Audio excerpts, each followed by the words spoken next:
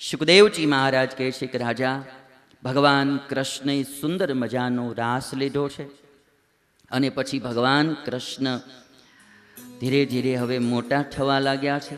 શંખચૂડ નામનો એક અસુર આવેલો, એમનો પરમાત્માએ વધ કર્યો છે. અરિષ્ટાસુર નામનો એક અસુર આવ્યો, ભગવાને એમનો વધ કર્યો છે. અને ઘોડાના રૂપમાં કેશી નામનો દૈત્ય આવ્યો, પરમાત્માએ એનો વધ કર્યો છે. આ બાજુ નારદજીએ આવી અને કંસને બધી વાત કરી.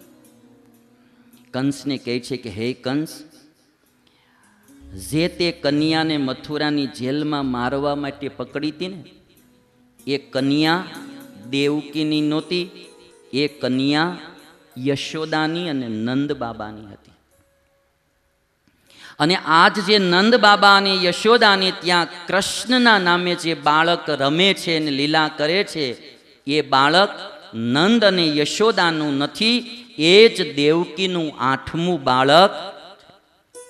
નારદજીએ પેપર ફોડી નાખ્યું આખું.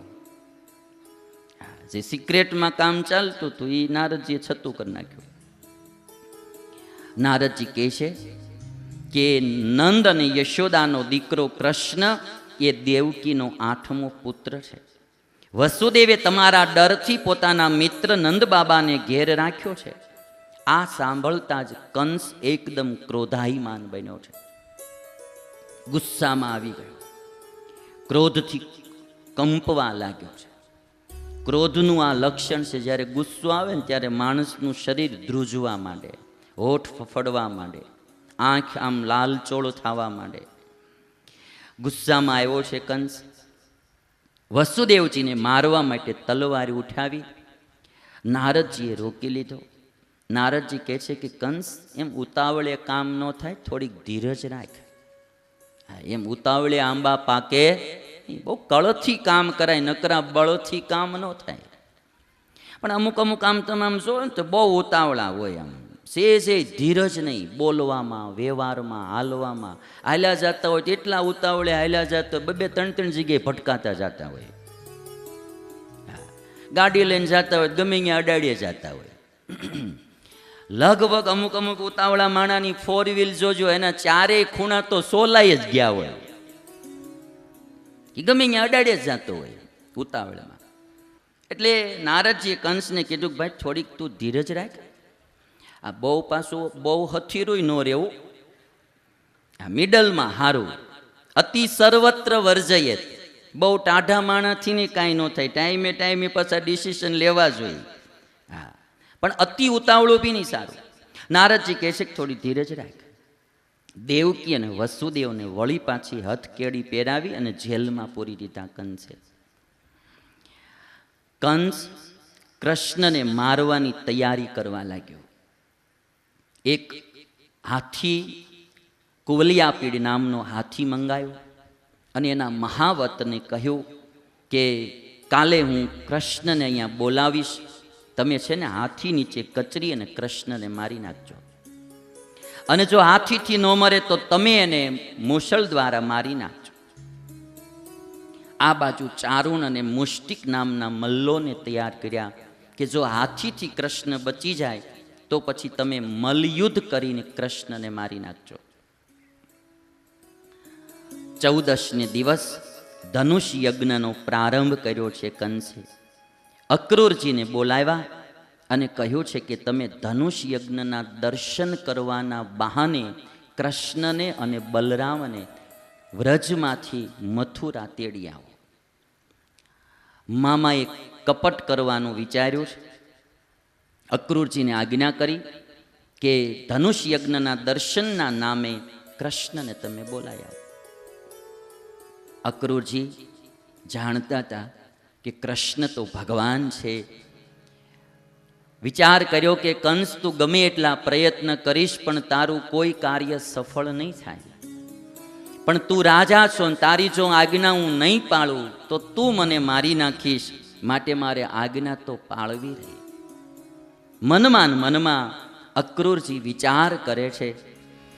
મનોરથાન કરોત્યુચ્ચૈઃ જનો દેવ હતાનપી યુજ્યતે હર્ષ શોકાભ્યામ તથાપ્યાજ્ઞામ કરોમિ તે.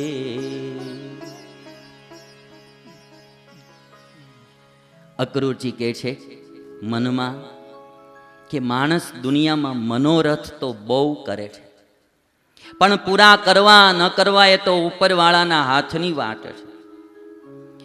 મનોરથ એટલે શું? મનનો ઘડેલો રથ. મનોરથ બહુ મોટી મોટી ઈચ્છાઓ માણસ જીવનમાં કરતા હોય અને એ મનોરથને કારણે જો સફળ થાય તો માણસ હર્ષ પામે અને જો સફળ ન થાય તો શોકને પામે. યુજ્યતે હર્ષ શોકાભ્યામ તથાપ્યાજ્ઞામ કરોમિ તે. જેટલા માણસ મનોરથ વધારે કરે ને એટલા એને હરખ શોક વધારે. જેટલી ઈચ્છાઓ વધારે એટલા એને હર્ષ શોકે વધારે. જો ઈચ્છા પૂરી થાય તો હરખ થાય, ઈચ્છા ન પૂરી થાય તો દુઃખ થાય. તો પછી શું ઈચ્છાઓ ન કરવી? હા, ઈચ્છાઓ તો જરૂર કરવી. એક તો સારી ઈચ્છાઓ કરવી, મોળા મનોરથ ન કરવા.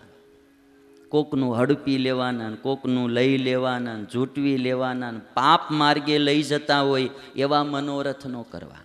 સારા મનોરથ કરવા અને એ આપણી કેપેસિટી પ્રમાણે કરવા. લિમિટ બારા મનોરથ થાય ને એમાંથી પછી દુઃખી થાય. ઘણા ઘણા બહુ ઈચ્છાઓ કર્યા કરતા હોય પછી દુઃખી થયા કરતા હોય. આમ જો મારું તમે માનો ને તો એક રહેવાનું સારું ઘર હોય, ગાડી હોય, આપણા જે કંઈ વ્યવહારિક પ્રસંગો આવતા હોય એ ઉકલી જતા હોય, કોઈ પાસે લાંબો હાથ ન કરવો પડતો હોય, સારો ધંધો હોય, પરિવારમાં હંપ હોય, એટલે આ ઘણું બધું સુખ કહેવાય. પછી છે ને જેટલો પ્રોગ્રેસ કરવો ને રાહ રાખીને પ્રોગ્રેસ કરવો.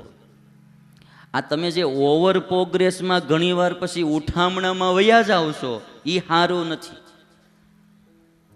બહુ મોટી બથ્થું ભરવા જાય ને ભાઈ પછી એમાંથી દુઃખી થાય.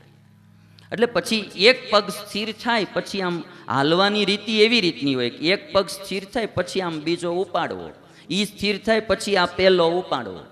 ઘણીવાર આપણે આમ એક હારે કૂદકો મારવા જઈએ ને એમાં પછી કેડું ભાંગી જાય છે. એટલે બહુ ધીમે ધીમે પ્રગતિ માણસે આજે બધાને શોર્ટમાં બધાને રૂપિયાવાળું થવું છે અને એટલા માટે શોર્ટકટ બહુ ગોતે છે બધા અને એમાં પછી દુઃખી થાય છે. મનોરથ કેપેસિટી પ્રમાણે કરવા. હવે ભોગી ભણતો હતો ને સ્કૂલમાં, તે શિક્ષકે એને પૂછેલું ભોગી તારે ભણી ગણીને શું થવું છે?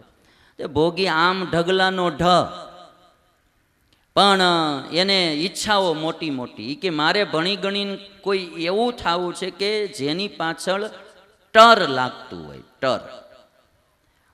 ડોક્ટર કેવળ એવું તારે શું થવું છે? એટલે ભોગીએ ગણિત કરી રાખેલું, કાં ડોક્ટર થવું, કાં ક્રિકેટર થવું અને કાં એક્ટર થવું. ત્રણેયની પાછળ ટર લાગે, ડોક્ટર, એક્ટર, ક્રિકેટર. હવે મનોરથ તો ભોગીએ બહુ મોટા મોટા કર્યા અને પછી ભોગી ભણી ગણી નો થયો ડોક્ટર, નો થયો ક્રિકેટર, નો થયો એક્ટર, બસનો કંડક્ટર થયો. અને ભોગીને એક વાતનો સંતોષ હતો કે આમાંય પાછળ ટર તો લાગે છે ને, કે કંડક્ટર બન્યો. આ બહુ મોટી મોટી ઈચ્છાઓ કરીએ ને આપણે એમાંથી પછી દુઃખી થાય.